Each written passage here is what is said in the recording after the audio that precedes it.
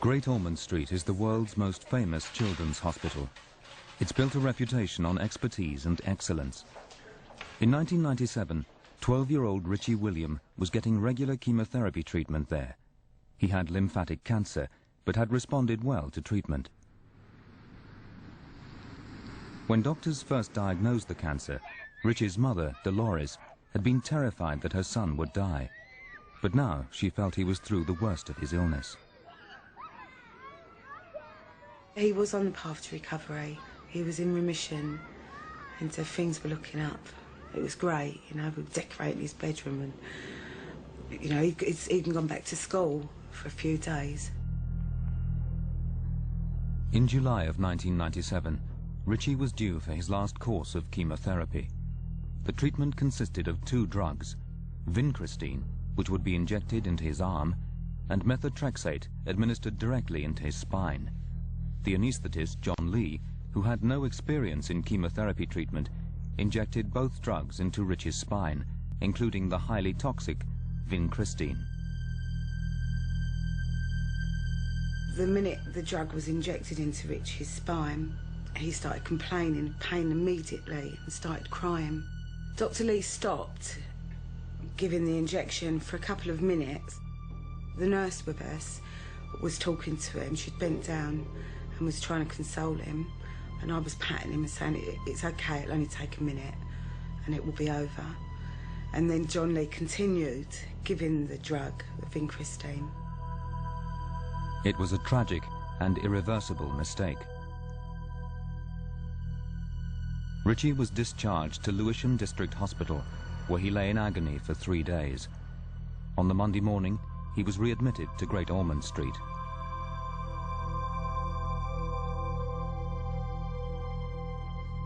I was asked to go into a room and meet some doctors, and I got in there, and I was really surprised because Dr. Mann, who's the head of oncology, was crying, and I couldn't believe it.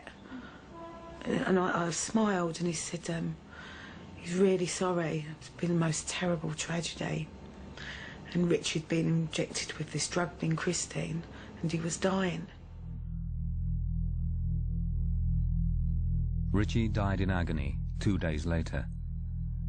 Dr. John Lee, who'd given the fatal injection, was charged with manslaughter.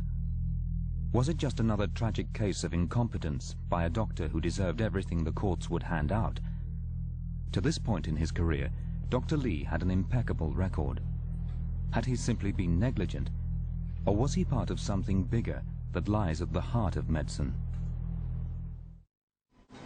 When Dr. John Lee injected 12-year-old Richie William with the poisonous vincristine, he was seen by most as being incompetent and culpable of manslaughter. Even expert witness Professor Alan Aitkenhead, asked to look at the case for the prosecution, had the same thought. On the basis of that first set of evidence which I saw, I felt that this series of errors and failures to check on the part of the anaesthetist did indicate that he had fallen seriously and significantly below the standard of care expected of him. But then, 6 weeks before the trial began, a package arrived. Instead of a half-inch bundle of documents, which I'd seen initially, I was sent a large cardboard box containing a lot of additional statements, a lot of additional evidence. For unknown reasons, the police had withheld this information. What emerged was a much more complex picture of small mistakes all the way down the line, leading slowly but directly to Richie's tragic death. When Richie arrived at Great Ormond Street in the early hours of July the 25th, 1997, doctors discovered that he had recently eaten a biscuit. This one digestive biscuit turned out to be the bizarre catalyst that defied the hospital's safety procedures and led to Richie's tragic death. Richie was terrified of needles, and spinal injections are painful, so Richie was always put to sleep before his treatment. But because Richie had eaten the biscuit, his treatment had to be delayed. It's very important before any general anaesthetic that patients are starved, because of the risk that if there's anything in the stomach, it can be vomited up while the patient is unconscious, and that can be very dangerous. So the fact that he'd eaten the biscuit meant that the general anaesthetic had to be delayed, and therefore he couldn't be done on the operating list during the normal time that it was due to run for, while a haematologist was there to perform the procedure. Richie and his mother were taken up to a general children's ward and left to wait. Dr. Dermot Murphy, Richie's consultant, who was due to administer the lumbar puncture in surgery, finished his shift by lunchtime. He assumed Richie would become the responsibility of the afternoon staff. Richie's 2 chemotherapy drugs were ordered up from pharmacy: methotrexate, which was to be injected directly into his spine, and vincristine, which was meant to be injected into his arm. Normally, intravenous chemotherapy like vincristine would be administered by a trained nurse in a specialist ward.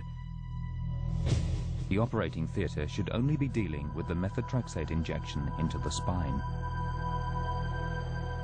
Both drugs were sent together to the ward where Richie was waiting. But as he wasn't in a cancer ward, the nurses didn't know the drugs were to be kept separate.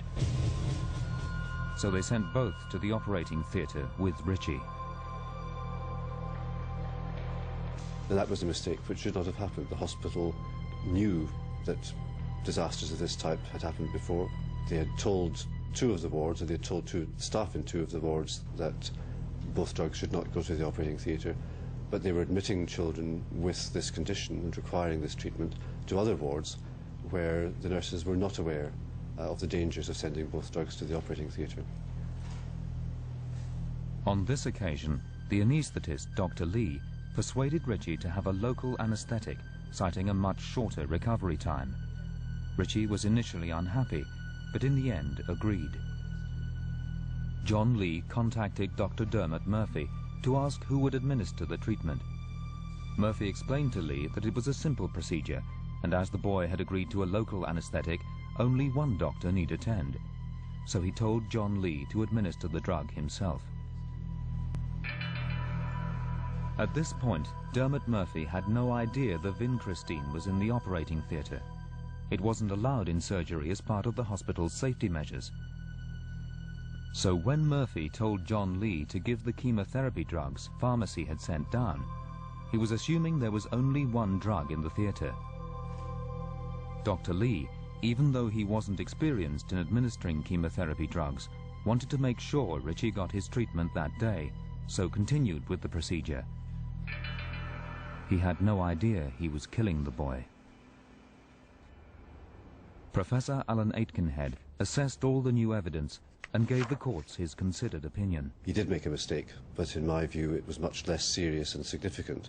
In other words, it was a mistake which, whereas previously I'd thought no reasonable doctor could have made, or a series of mistakes which no reasonable doctor could have made, it was now, in my opinion, a mistake which many doctors could have made. Still a mistake, but not nearly as serious as had appeared initially.